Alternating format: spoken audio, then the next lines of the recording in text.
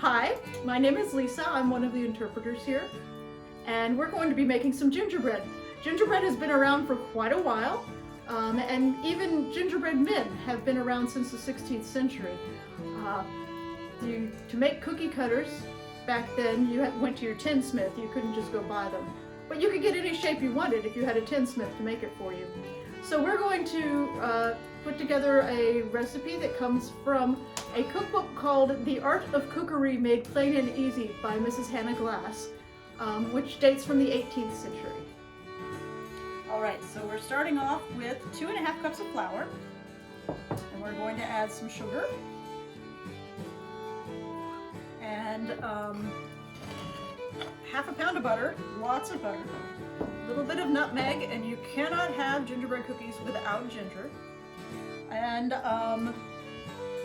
I'll get some molasses to put in here in just a minute. I'm going to add a little bit of cream, a little bit more cream. Okay, and then we'll add some molasses. I'm going to add some molasses here, and now we're going to mix it all together. It might go faster if you use your hands, but be prepared to be extra sticky. So I've got had to give up on the spoon because it wasn't really mixing as thickly as I would like, or as thoroughly as I would like. I had to get in here with my hands. To be extra sticky. Now, the thing about gingerbread dough, if you're doing it in your kitchen at home, it's much easier to work with if it's been chilled. So after you get it all mixed up, you may want to put it in the refrigerator for a little bit. And then when you get ready to work with it, just get out a little bit at a time and let the rest of it stay in there and stay chilled.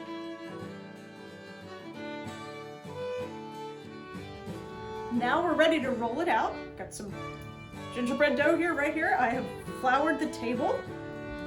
I'm going to use a rolling pin and roll it right on out. And it is extra sticky, so let's get a little flour going on this rolling pin. Mrs. Glass does not tell us how thick or thin to make them, so we're going to take a shot right there. I have my gingerbread man cut out. Gingerbread man. And a gingerbread woman. So we have a nice gingerbread couple going on there.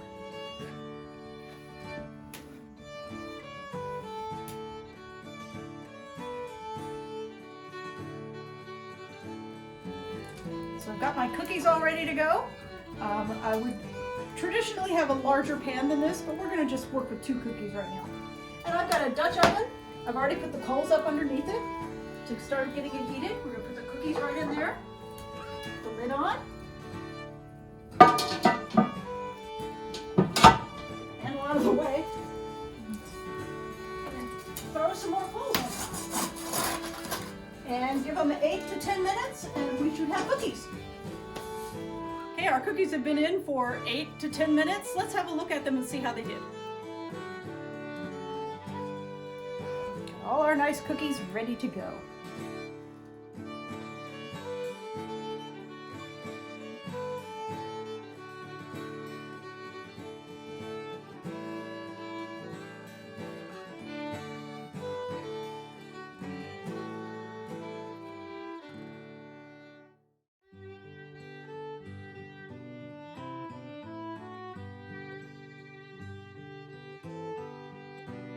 Hi, I'm Oriana from Historic Bratonsville, and today we'll be making a popular Christmas treat. We'll be making eggnog, and the recipe that we'll be using comes from the Kentucky Housewife, which was published in 1839.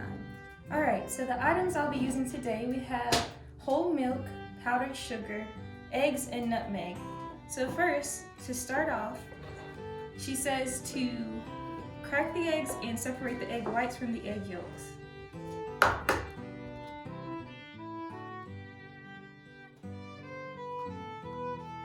So we're going to mix the egg whites until they're a frothy texture.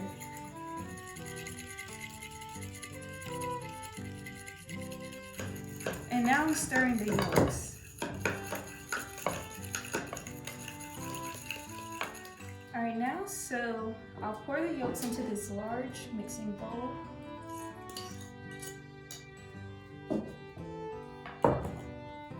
I'm going to also add in the milk.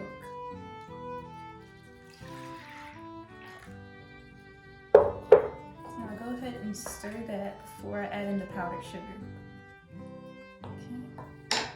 Now we're going to add in the powdered sugar and mix that in.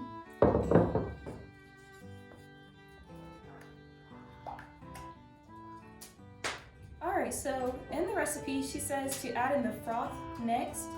However, since we are not using rum in the recipe like it calls for, we're going to actually take this and the froth, mix it together, and then cook it over the fire just for about 20 or so minutes.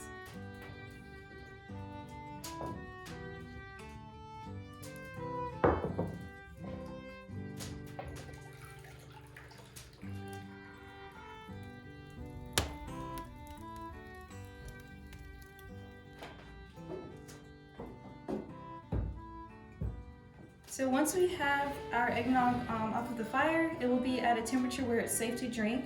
Traditionally, they would have added rum or some kind of alcoholic beverage to kind of cook the eggs, but since we did not have alcohol in our recipe, we heated it up over the fire just to make sure it's safe to drink. All right, and then the last step that we have is just to add a little nutmeg over the top. Cheers.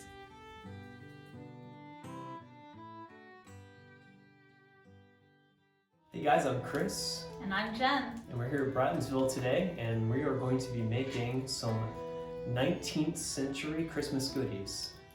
We're making mince pies and also a groundnut candy. So we're excited to have you join us. So we're making mince pies right now. Now, what is a mince pie? A mince pie is a very classic Christmas dish. It's been made for centuries. What we have is right at about a pound of lean meat that we've minced up small. We're going to put that to the boil. Thank you. We have sultanas, which are golden raisins. We have black currant. We have regular raisins that I've boiled and softened. We have suet right here that we're going to add to it, and that's going to give it a nice mouthfeel, but it's also going to give it preservation.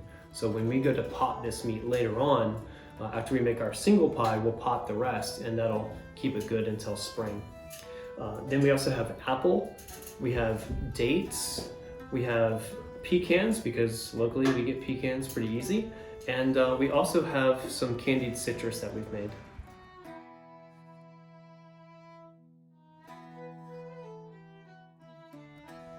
So the mince in mince pie just means to cut into small pieces. So the meat we cut small that we're boiling right now, and then we're just preparing the rest of the ingredients with a small dice.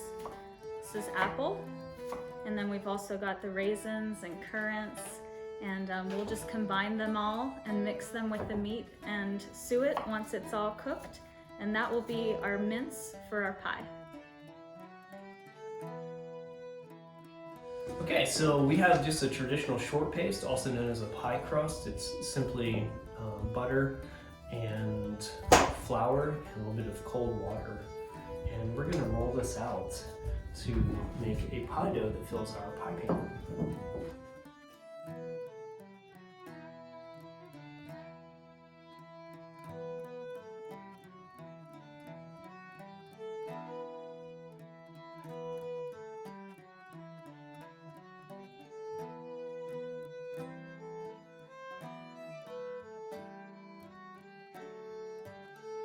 Alright, we are ready to put our mince into our pie crust here.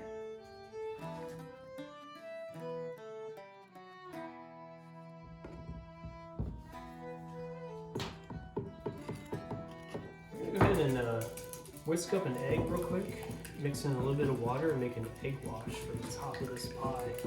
And what it's going to do is give it a real nice pretty shine, and it's going to allow my sugar to make a really pretty crust. Alright, we are ready to bake our mince pie. We have preheated our Dutch oven. It's got coals underneath of it, and once the pie goes in, we're going to put coals on top. Christmas festivities would have included sweets at the end of the meal, so today we're making an excellent groundnut candy. We found the receipt and that's what we're making today. So First we have to boil some molasses. And to that we're going to add some butter and some brown sugar. And according to the receipt, we're going to boil this for about 30 minutes. And then we're going to add our ground nuts, which you probably know as peanuts. They would have been common in our area and would have been used for this confection at the end of an excellent Christmas dinner. All right, our mixture has boiled and we're going to add the ground nuts. This is, I think, the right consistency. Add our ground nuts and combine, and then we return the pot to the heat.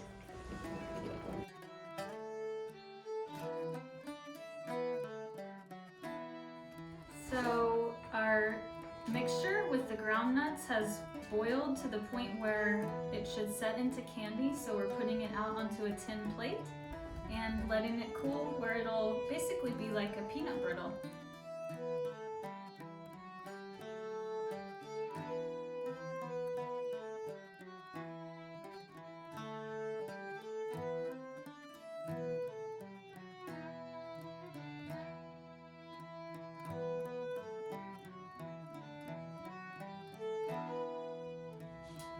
And here you have it. Christmas treats straight from the 19th century. Mince pie and groundnut candy. Thank you for cooking with us today. We hope that you enjoy many, many great Christmases cooking with your family at home. Merry Christmas from Brattonville.